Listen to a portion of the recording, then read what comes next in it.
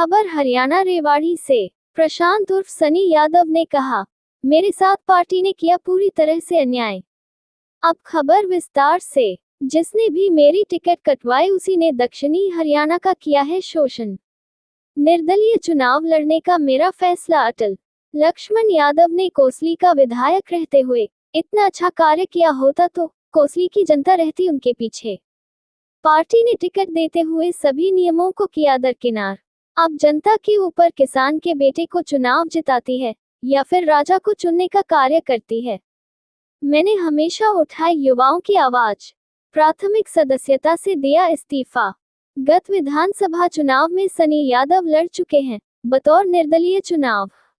निर्दलीय चुनाव लड़ते हुए करीब 22,000 मत किए थे हासिल। लगातार बढ़ रहा है विरोध का स्वर। भाजपा के अन्य दावेदार भी कर सकते हैं निर्दलीय चुनाव लड़ने की घोषणा। लक्ष्मण यादव को टिकट देने के बाद अन्य दावेदारों में भारी रोष। हरियाणा रेवाड़ी से संवाददाता आदर्श शर्मा की रिपोर्ट, न्यूज़ एवीपी से। आप यहां पहुंचे, मैं आप सभी प्रिंट मीडिया और इलेक्ट्रॉनिक मीडिया के सभी साथियों का हृदय की गहराई से धन्यवाद करता हूं। जैसा कि आप सबको पता है कि चुनावी आगाज हो चुका है और कल भारतीय जनता पार्टी की जो कैंडिडेट हैं उनकी लिस्ट आई है। उसमें मेरे जैसे एक साधारण घर में जन्मे, साधारण परिवार में जो जन्मा बच्चा है उसकी टिकट काट दी गई है।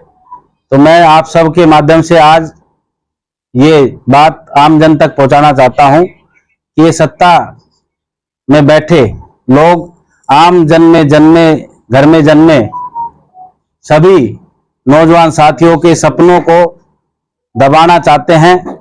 जो नौजवान आम घर में जन्मा है, जो जनप्रतिनिधि बनकर जनता की समस्या को सुलझाना चाहता है, ये उनका शोषण करना चाहते हैं। तो मैं आज भारतीय जनता पार्टी से त्याग पत्र देता हूं और जल्द ही मैं अपना त्याग पत्र जिला अध्यक्ष वंदना पोपली जी को पहुंचा दूंगा।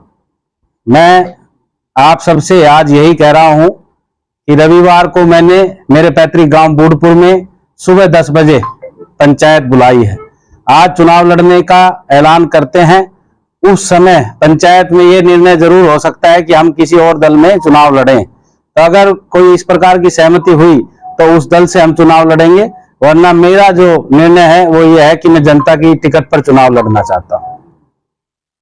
सन्नी जी, अभी खोड़ा जी ने थोड़ी देर पहले प्रेस कॉन्फ्रेंस की है जी, तो उन्होंने कहा कि सन्नी जी पहले चुनाव लड़ चुके हैं, कापड़ियावास जी पहले लड़ चुके हैं जी, और उन्होंने कहा कि अगर इस बार वो मेरा समर्थन करे, आपको समर्थन के लिए उन्होंने कहा है। देखिए जी, सब चुनाव लड़े, हम किसी को भी समर्थन करने के लिए या किसी को हराने के लिए कभी भी मैदान में नहीं आए।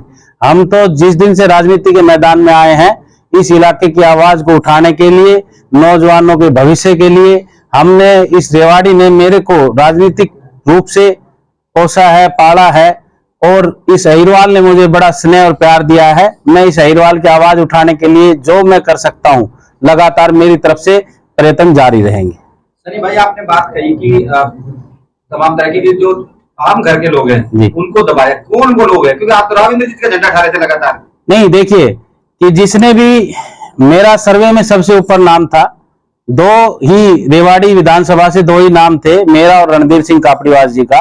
और जो जो पार्टी का प्रोटोकॉल था कि उन्होंने ये कहा था कि हम नौजवानों को टिकट देंगे, तो मैं आज 36 साल का नौजवान आपके बीच में हूं और जिनको टिकट मिली है वो 50 साल से ऊपर, 55 साल से ऊपर व्यक्ति हैं। तो मेरा ये कहना है कि जो पार्टी ने कहा था कि नौजवानों को टिकट देंगे, सर्वे में जिसका नाम आएगा उसको टिकट देंगे, जो पार्टी के लिए अच्छा काम कर रहा है उसको टिकट देंगे। मैंने लगातार, बगैर, जब मैं भारतीय जनता पार्टी का सदस्य भी नहीं था, जब भी मैंने माननीय नरेंद्र मोदी जी का जो चुनाव हुआ उसमें भी मैंने प्रचार प्रसार करने का 2014 से प्रचार प्रसार कर रहे हैं। लगातार मैंने नरेंद्र मोदी जी की वोट मांगने का काम किया है। जिसने भी ये टिकट कटाई है वो ही हमारे इस अहिरवाल का शोषण करना चाह रहे हैं। देखा, जल्दी जिस प्रकार मेरे को पता लगेगा जिसने भी ये करी है, देखा अंदर जिसने ये बात कही है, जिसने भी टिकट हमारी काटने का काम किया है, सर्वे में मेरा सबसे ऊपर नाम था।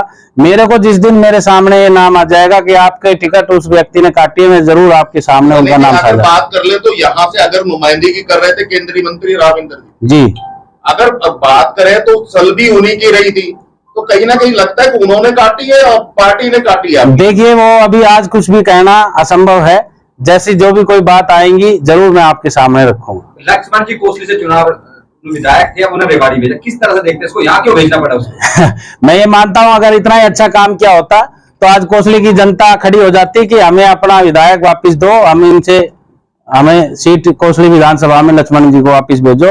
जैसा कि मैं आप सबसे कहता हूं, जिस दिन रेवाड़ी की जनता मुझे विधायक बना के भेज देगी उस दिन मैं टिकट मांगने नहीं जाऊंगा, रेवाड़ी की जनता मेरी टिकट मांगने जाएगी। क्योंकि हम इस तरीके से, इस प्रकार नौजवानों का, इस इलाके का, इस रेवाड़ी के अहिरवाल के लंदन कहे जाने वाले रेवाड़ी का हम अच्छा काम करने का काम करेंगे। अगर उन्होंने इतना अच्छा काम किया होता तो मैं ये मानता हूं कि रेवाड़ी आने की नौबत ना होती। जी, आपने कहा कि भी किसी दल से दूसरे दल से भी चुनाव लड़ने का फैसला हो सकता है पंचायत में, जी, तो किसी दल से आप संपर्क में हैं कोई इस तरह की? नहीं, मैं अभी कोई संपर्क में नहीं हूँ। मेरी मन की अगर भावना आप पढ़े तो मैं सदा भारतीय जनता पार्टी का सेवक रहने का मैंने प्रयास किया है। मैंने पिछली बार भी जब मैंने इंकलाब रैली की थी तो बड़े बड़े दल मेरे संपर्क में आए थे। उन्होंने कहा था कि आप हमारे पार्टी में आइए और आपको हम चुनाव लड़ाना चाहते हैं। मैंने उनको कहा था कि आपसे मेरी विचारधारा नहीं मिलती। शहीद आजम भगत सिंह जी को मैं अपना आदर्श मानते हुए राजनीति के मैदान में आया था। उन्होंने कहा था कि सबसे अगर विकट परिस्थिति और सबसे अगर कोई गलत पार्टी है जो देश का विनाश चाहती है वो कांग्रेस पार्टी है। इसलिए हमने कांग्रेस पार्टी को कभी अपना नहीं माना। परंतु आज भी हम घोषणा करते हैं कि कांग्रेस से ना लड़कर जो भी साथी पंचायत में कोई ऐसा निर्णय आएगा, क्यों अब जो मेरे साथ अन्याय हुआ है वो जनता के हाथ में फैसला है। अगर साथी किसी भी दल का अगर नाम लेंगे तो उस दल में मैं प्रयास कर सकता हूं, मिले ना मिले, जैसे भारतीय जनता पार्टी में ना मिली, हो सकता है वहां भी ना मिले, पर जनता की टिकट पर चुनाव लड़ने का हमारा मन है। ये फैसला अटल है या फिर फैसला? ये फैसला अटल है। मैंने जो भी फैसला आज तक लिया है, मैं हमेशा राजनीति के हर मैदान में मंच पे कहता आया हूं कि प्रशांत सन्नी यादव जो भी फैसला लेता है वो खुले मन से लेता है और सरेआम लेता है, खुले मंच से लेता है। इसलिए मैंने ये फैसला आप सबके बीच में लिया है कि हमने जो फैसला लिया है, हम चुनाव लड़ेंगे। जनता के हाथ में इस लोकतंत्र में निर्णय होता है। जनता अपना राजा चुनती है, जनता अपना सेवक चुनती है। मैं तो जनता का सेवक हूं, वो जनता के हाथ में है कि वो अपने सेवक को चुनती है या वो अब फिर दोबारा किसी राजा को चुनने का काम करती है।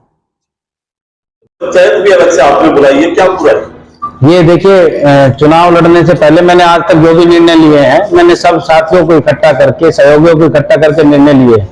तो आज तो ये प्रेस कॉन्फ्रेंस करनी इसलिए जरूरी थी कि तरह तरह की भ्रांतियां फैलाई जा रही थी। तो आज मैंने आप सबके माध्यम से ये कहा है कि हम चुनाव जरूर लड़ेंगे, परंतु रविवार को 8 तारीख को सुबह 10 बजे मेरे पैतृक गांव बूढ़पुर में महापंचायत का आयोजन किया गया है।